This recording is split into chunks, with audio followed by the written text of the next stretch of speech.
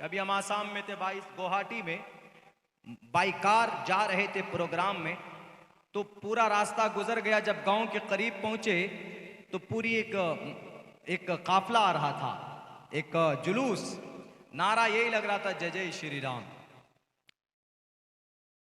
तो वो लोग आ रहे थे पहले से, लेकिन जब मेरी गाड़ी के सामने आए तो देखे सब लोग, हम भी टोपी दाढ़ी वाले और सब लोग टोपी दाढ़ी वाले बैठे हुए उसमें, तो उन्होंने और शुरू कर दिया। 1 मिनट तक रुक कर नारा लगाया। हमने कहा खूब लगाइए, जोर जोर से लगाइए। अगर टोपी और दाढ़ी की वजह से आपको आपका ईश्वर याद आता है तो बहुत अच्छी बात है। हमारी टोपी और दाढ़ी आपको आपका ईश्वर याद दिला दे तो बहुत अच्छी बात है। टोपी पर सवाल, why do you wear the cap? क्यों टोपी पहनते हो जी?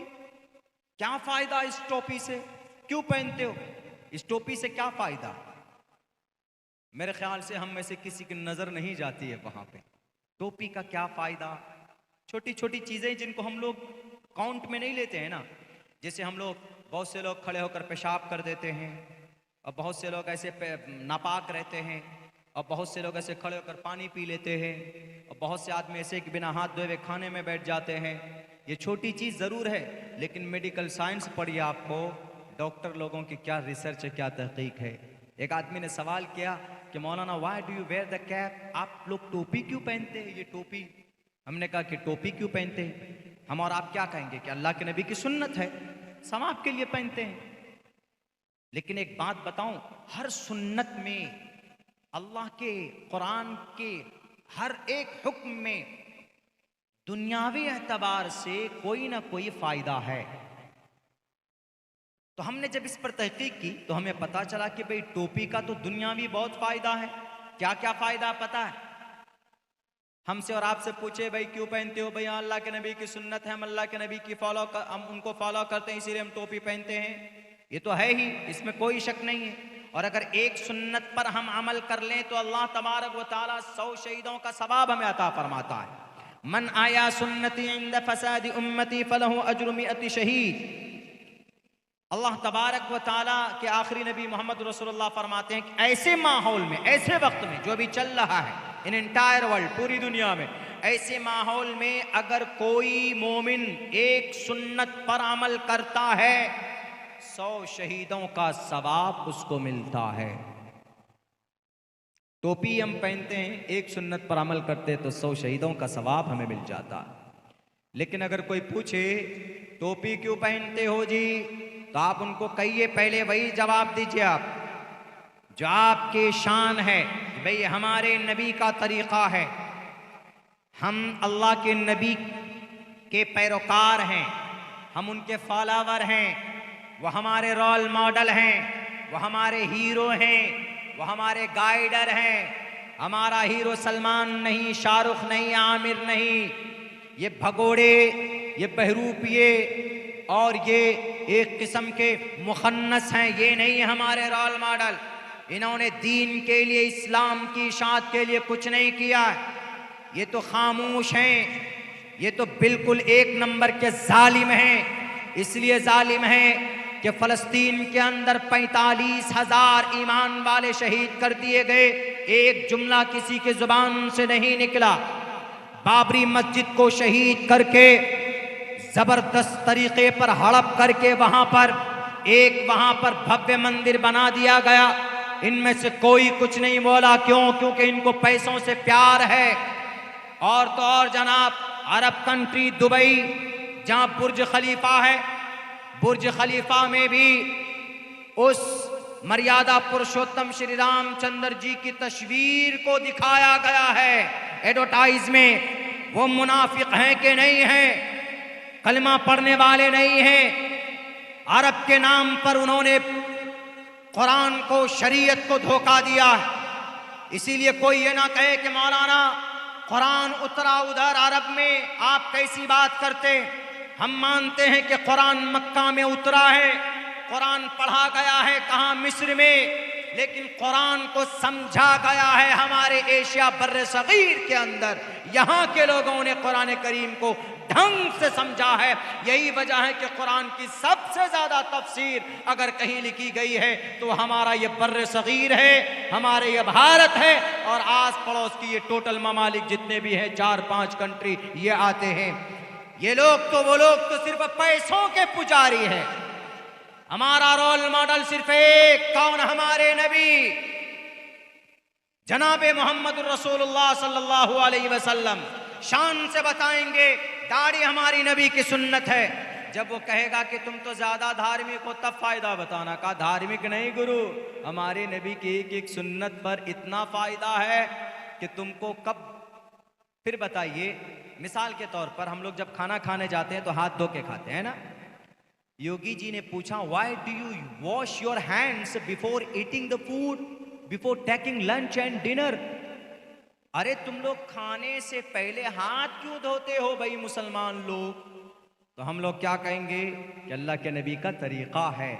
लेकिन फायदा क्या है इससे फायदा क्या है? मानते नहीं थे लोग।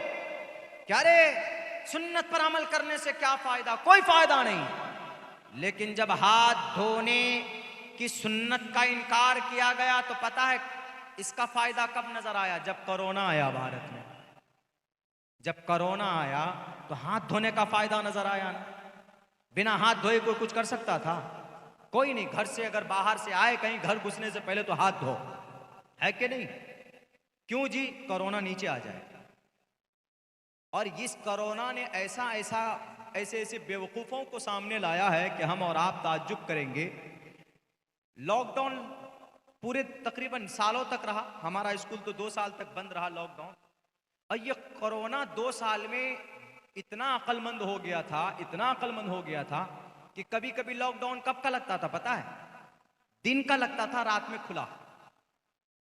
दिन में लॉकडाउन और रात में खुला। यानी ये कोरोना दिन में घूमने के लिए आता था, ये रात में आता था घूमने के लिए। इतना अक्लमंद ये कोरोना कि बस रात में घूमने के लिए निकलता था, जलसा करने के लिए निकलता था, और रात में जाके, दिन में जाके सोता था। डीएम साहब को बोल के करता था कि देखिए मैं अब रात में घूमूंगा, अब ये रात को आप लोग लॉकडाउन लगाइए। तो फिर कभी दिन में लॉकडाउन लग जाता था, रात में खोल देते थे। अजीब तरह का कोरोना। बैरकत ये कोरोना आया तो पता हाथ धोने की हाथ धोने का फायदा क्या है ये कोरोना ने समझा दिया।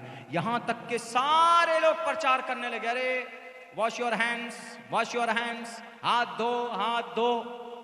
कोरोना ने बताया ना कि हाथ धोने का फायदा क्या है।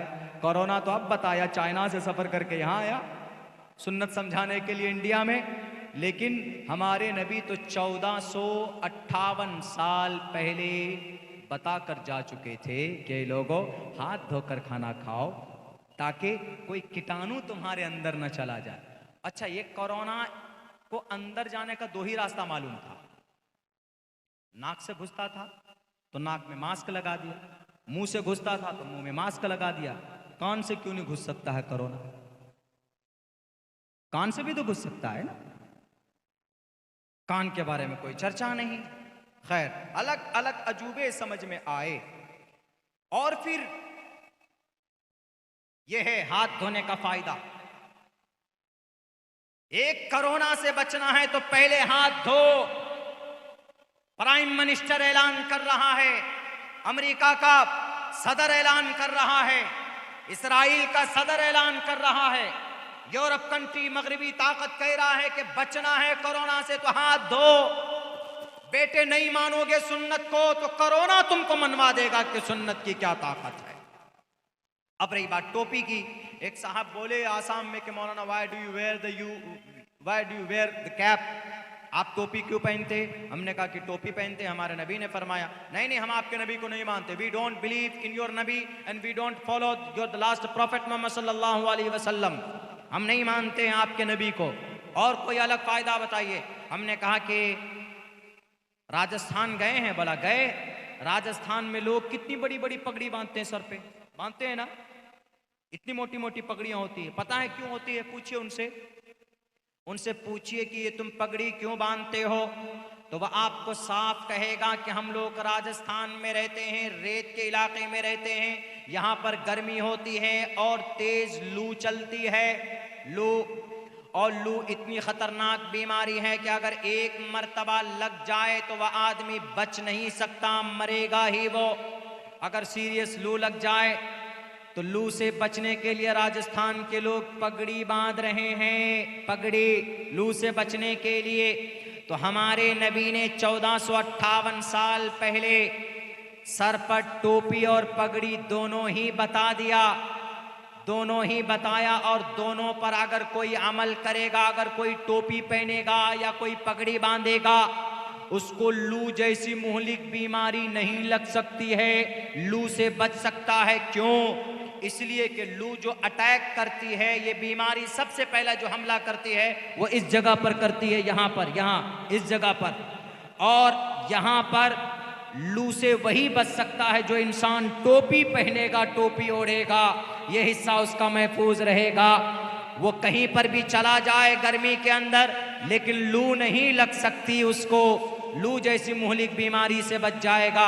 ये है हमारे नबी की सुन्नत का दुनियावी फायदा, दुनिया के अंदर फायदा ये है। और अगर अमल करेंगे मरने के बाद जो अज्र मिलेगा उसका अंदाजा आपको नहीं है मेरे मुसलमानों। वो चीज मादी नहीं है, मानवी है। हम देख नहीं सकते उन नियामतों को, उन नेकियों को, लेकिन अल्लाह तबारक व तआला अता फरमाता है आपके नेक काम करने पर। अगर आप नमाज पढ़ते हैं तो अल्लाह तबारक व तआला के रजिस्टर के अंदर लिखा जाता है, आपको दिखता ना हो अलग बात है। अगर आप कोई भी मामूली सा नेक काम करते हैं तो अल्लाह तबारक व तआला लिखता है, उसको फौरन लिख लेता है, आपके नियत करने पर ही उसको लिख लेता है अल्लाह तबारक व तआला। इसीलिए मेरे मुसलमानों, ये वक्त किसी जालिम बादशाह से डरने का नहीं, ये वक्त घबराने का नहीं। भले ही तुमने एक मस्जिद ले लिया, और सुन लो, मस्जिद इबादत की जगह को बोलते, नमाज पढ़ने की जगह को मस्जिद बोलते। और नमाज पढ़ने के लिए अगर कहीं मस्जिद ना हो तो कहीं पर भी नमाज पढ़ी जा सकती, पाक जगह होनी चाहिए। अगर हम जमीन पर नमाज पढ़ेंगे, खेत में नमाज पढ़ेंगे और जंगलों में नमाज पढ़ेंगे तो अल्लाह तबारक व तआला हमारी नमाज को जरूर कबूल करेगा। लेकिन तुम क्या जवाब दोगे? कल महाप्रलय के बाद ईश्वर के सामने हाजिर होना होगा। मर्यादा पुरुषोत्तम श्री रामचंद्र जी पूछेंगे। श्री रामचंद्र जी कहेगा कि अरे मैंने किसी इंसान का कत्ल अपने हाथों से नहीं किया था, किसी इंसान का एक कतरा खून मैंने नहीं बहाया था, लेकिन भारत के अंदर सनातन धर्मी भाइयों, जरा बताओ कि तुमने टोपी और दाढ़ी वालों को पकड़ पकड़ कर, नारे लगा लगा कर कितनों का मॉब लिंचिंग किया है, उस वक्त क्या जवाब दोगे? उस वक्त श्री रामचंद्र जी के साथ साथ श्री कृष्ण जी भी पूछेंगे कि हमने कहा था कि किसी नेता की गुलामी मत करना, हमने कहा था कि किसी उद्योगपति की गुलामी मत करना, हमने कहा था कि अपने शास्त्र के मुताबिक जिंदगी गुजारना। और धर्म शास्त्र कभी लड़ाता नहीं, लड़ाता है सिर्फ राजनेता, कुर्सी पर बैठने वाले यही लोग लड़ाते हैं। धर्म शास्त्र नहीं लड़ाता, न कुरान लड़ाता है, न ऋग्वेद लड़ाता है, न यजुर्वेद लड़ाता है, न सामवेद लड़ाता है, न अथर्ववेद लड़ाता है। मेरे भाइयों मुसलमानों, आपको एक चीज पर मेहनत करने की बहुत जरूरत है, वो ये कि आपके अंदर जो ईमान है, इस ईमान पर मेहनत कीजिए। कैसे? मुसलमान हैं तो सबसे अहम फरीज़ा आप पर यह है कि आप डेली 5 वक्त की नमाज पाबंदी के साथ पढ़िए। अकीमुस्सलाह, कायम करो नमाज। वअमुर अहलक बिस्सलाती, अपने घर में भी नमाज का ऑर्डर कीजिए, अपने बच्चों को, अपने अहल को, अपने अयाल को।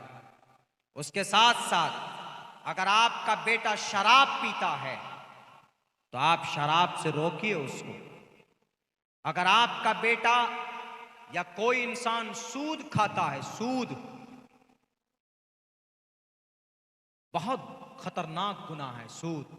अल्लाह ने किसी गुनाह पर यह नहीं कहा कि अगर तुमने इस गुनाह को नहीं छोड़ा तो मैं तुमसे जंग करूंगा, लेकिन सूद पर कहा है अल्लाह ने यह कहा कि मुसलमानों, अगर तुमने सूद जैसी मलऊन चीज से अपने आप को नहीं बचाया, नहीं छोड़ा, वइल्लम तफअलू फअज़नु बिहर्बिन मिनल्लाहि व रसूली, अल्लाह और उसके रसूल से जंग के लिए तैयार हो जाओ।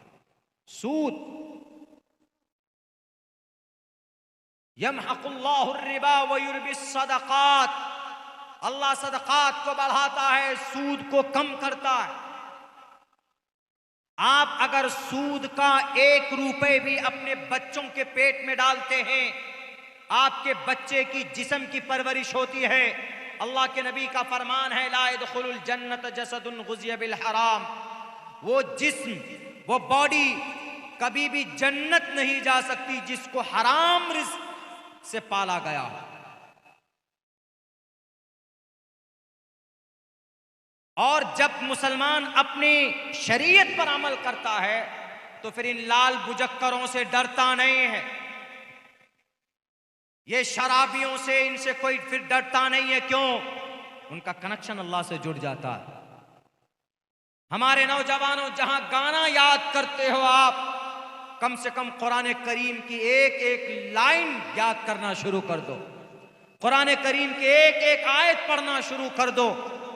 अगर आपके दिल के दरवाजे न खुल जाएं, आपका रिश्ता अल्लाह से मजबूत ना हो जाए, तो अब्दुल्ला सालिम की जुबान काट दीजिएगा, आपके मिदनापुर में मेरा आना जाना रहता है। वक्त है तब्दीली का। हमास के 5000 नौजवान जिन्होंने इसराइल को घुटने टेकने पर मजबूर कर दिया, पता है वो कौन लोग हैं, वो कौन नौजवान है? उनमें से 50% नौजवान हाफिज कुरान है, कुरान याद है, उनके सीने में महफूज है। हमारे बच्चे तो सिर्फ फातिहा भी नहीं जानते। अभी एक मस्जिद शहीद हुई है, ज्ञान वापी के ऊपर तहकीक शुरू कर दी गई। जामे मस्जिद ज्ञान वापी, जामे मस्जिद ज्ञान वापी बनारस, ये शुरू कर दिया है कि इसके नीचे फलां है, इसके नीचे फलां है। क्या बोल सकते हम? और आप कानूनी लड़ाई लड़ने के लिए हम आवाज बुलंद कर सकते हैं बस, और कुछ नहीं कर सकते। और ये सारे जल्लाद बैठे हुए हैं एक तरफ से, लेकिन जुल्म के खिलाफ बोलना भी एक बहुत बड़ा जिहाद कहलाता है। कलिमतु हक़्क़िन इंद सुल्तानिन जाइरिन अफ़ज़लुल जिहाद। हम बोलते हैं, बोलते रहेंगे। हमारी मस्जिदें शहीद कर लो, वक्ती तौर पर ताकत तुम्हारे पास है, लेकिन अल्लाह तबारक व तआला तुमसे हिसाब लेगा। महाप्रलय में ईश्वर तुमसे पूछेगा कि ज्ञान वापी मस्जिद को वजूद में लाने वाला कौन? अकबर भी नहीं था। अकबर से पहले जमाने से वो मस्जिद थी, लेकिन इल्जाम लगाया जाता है अकबर के पोता पर पोता औरंगजेब के ऊपर की ज्ञान वापी मस्जिद मंदिर तोड़ कर वो बनाया। अरे औरंगजेब रहमतुल्लाहि अलैह ने 4 मंदिर को दान किया था, 4 मंदिर को, उज्जैन की मंदिर और गुवाहाटी की कामाख्या की मंदिर और बनारस की शिव मंदिर, उनको दान किया था। चूंकि राजा थे वो, और इतने नेक और ईमानदार बादशाह इस जमीन के ऊपर गुजरा है। तकरीबन 50 साल तक औरंगजेब ने हुकूमत की है, लेकिन कभी भी उन्होंने अपने घर का खर्चा भी उन्होंने बैंक से नहीं लिया, सरकारी पैसों से खर्चा नहीं किया, बल्कि वो कुरान करीम लिखना जानते थे, कुरान करीम की किताबत करते थे। एक मुसव्वदा तैयार किया और फौरन उसको फरोख्त करते थे, और उसी से जो भी रकम, जो भी उनको हदिया और नजराना मिलता था, उससे अपना घर चलाते थे। ये थे औरंगजेब रहमतुल्लाहि अलैह। तहज्जुद पढ़ते थे। और जिस औरंगजेब के ऊपर इल्जाम लगाते हो कि उन्होंने मंदिर तोड़ करके ज्ञान वापी मस्जिद, जामे मस्जिद बनाई है, अरे नहीं, उन्होंने तो बनारस के अंदर हिंदू बहनों की इज्जत को बचाया था। तारीख गवाह है, उठाकर देखो पर और पत्थर, हिस्ट्री की किताब पढ़ो कि वहां पर पुजारियों ने हिंदू बहनों की इज्जत लूटी थी। तब इन्होंने, औरंगजेब ने कहा था ढूंढ करके कि उन बच्चियों को लाओ।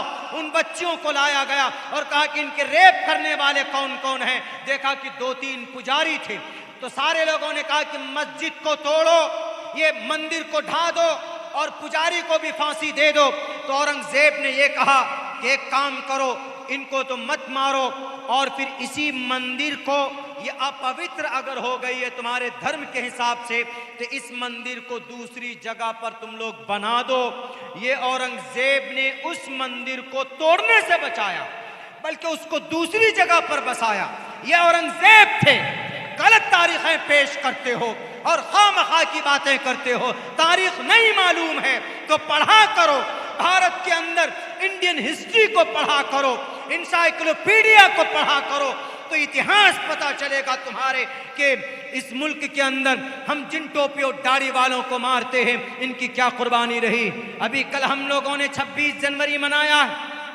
26 जनवरी को भारत का कानून नाफिज हुआ और भारत जब आजाद हुआ 1947 को 15 अगस्त में, लेकिन ये आजादी मिली कैसे थी?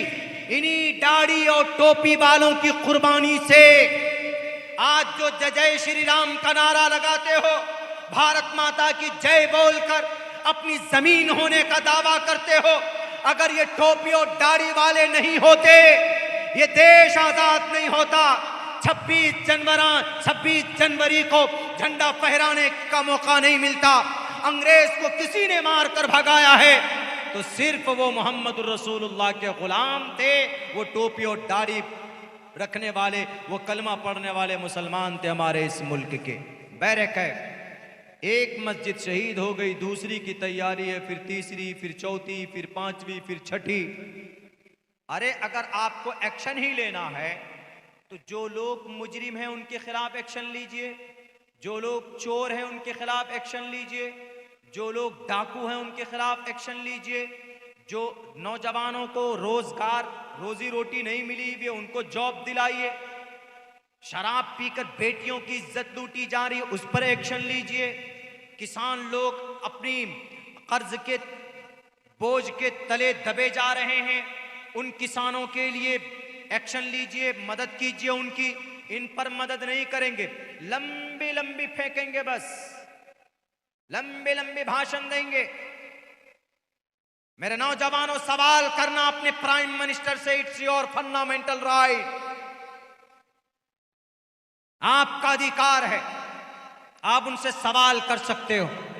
मेरे मुसलमानों, मेरे ईमान वाले भाइयों, डरने की जरूरत नहीं, घबराने की जरूरत नहीं। इस जमीन पर एक भी कलमा पढ़ने वाला जब तक रहेगा, अल्लाह इस निजाम को चलाएगा। कलमा पढ़ने वाला नहीं होगा, दुनिया खत्म हो जाएगी। इन शराबियों की वजह से ये दुनिया नहीं चल रही, इन झूठों की वजह से नहीं चल रही दुनिया। ये कुरान की बदौलत, ये अजान की बदौलत, मस्जिद की बदौलत ये दुनिया आज टिकी हुई। ईमान की बदौलत, ईमान वाले की वजह से ये दुनिया है। और ये समझते हैं कि हम कुरान को मिटा देंगे, हम शरीयत को मिटा देंगे, हम अजान पर पाबंदी लगा देंगे, हम पर्दे पर पाबंदी लगा देंगे। किसी से पूछिए, अच्छा जिना जो होता, जिना का जो बाजार गर्म है, जो इतने जिना करते हैं, इस जिना से बचने का क्या रास्ता? पूछिए, कोई नहीं बताएगा आपको। अगर कोई बताएगा तो हमारा कुरान बताएगा कि जिना से बचने का क्या रास्ता है। जिना से बचने का रास्ता है कि दोनों नौजवान लड़के और लड़की यानी मर्द औरत अपनी निगाह की हिफाजत कर लें। जब निगाह की हिफाजत हो जाएगी तो फिर जिना नहीं होगा। ये तरीका सिर्फ कुरान में है। मैंने ऋग्वेद भी पढ़ा, यजुर्वेद, सामवेद, अथर्ववेद, रामायण, महाभारत, गीता, बाइबल, मता, मरकस, लोका, यूहन्ना, बरनयास, तालमुद, ये सारी किताब, आदि ग्रंथ, आवास्था, दसातीर वगैरह वगैरह, कहीं पर भी जिना से बचने का तरीका नहीं है, सिर्फ कुरान में है। चोरी से बचने का क्या तरीका है? कुरान में है, वआतुज़ ज़का, ज़कात दो, तो गरीबों तक ज़कात पहुंचेगी तो फिर वह गरीब चोरी नहीं करेगा। ये तरीका कुरान में है। देखिए, अच्छा जो लोग चोरी करते हैं तो फिर उसको क्या सजा मिलनी चाहिए? उसके हाथ काट दिए जाए। कुरान ये कहता है, अस्सारिक़ु वस्सारिक़तु फ़क़्तउ ऐदियहुमा जज़ाअन बिमा कसबा नकालन मिनल्लाह। कुरान कहता है कि अगर कोई चोरी करता है उसके हाथ काट दो। तो मीडिया वाला क्या कहेगा? अरे कुरान में इतना सख्त कानून है, चोरी करने वाले के हाथ काट दो। अरे एक आदमी के हाथ काट दोगे ना विजय माल्या अगर देखता तो वो 9,000 करोड़ रुपए छोड़ चोरी करके नहीं भागता हुआ। मेहुल चौकसी चोरी करके गया। जेट एयरवेज का ऑनर कई हजार करोड़ रुपए लेके भागा, वो भी। नीरव मोदी लेकर पैसा भागा। अगर एक आदमी के हाथ काट दें तो बाकी सब डर जाते, नहीं भैया हाथ बचाना है, हम नहीं लेके भागेंगे। ये कुरान गरीबों के पैसों को भी बचाता, वो तरीका भी बताता है, किसी के अंदर नहीं है बचाने का तरीका। कुरान अगर कहीं इलाज बता रहा है, ये कहीं सजा दे रहा, तो उससे पहले इलाज भी बता रहा है कि भाई अगर इस बीमारी से बचना है तुमको तो ये ट्रीटमेंट करो, अगर नहीं लोगे ये ट्रीटमेंट तो ये बीमारी तुमको लग जाएगी। हम उस कुरान के मानने वाले हैं। दुनिया के कवानीन तो इंसान लिखते हैं, बदले जा सकते हैं, लेकिन कुरान नहीं बदला जा सकता, क्योंकि कुरान अल्लाह तबारक व तआला का कलाम है, अल्लाह का कानून है, अल्लाह का संविधान है। अल्लाह से दुआ करता हूँ, चूँकि हुजूर मोहतरम आ चुके हैं, मैं अल्लाह से दुआ करता हूँ अल्लाह हमारे दीनी और ईमानी भाइयों को शरीयत पर अपनी ईमान की सलामती के साथ में सही अमल की तौफीक दे और नेक आमाल करने की तौफीक अता फरमाए। बहुत बहुत शुक्रिया, जज़ाकल्लाह। अस्सलामु अलैकुम वरहमतुल्लाहि वबरकातुहू।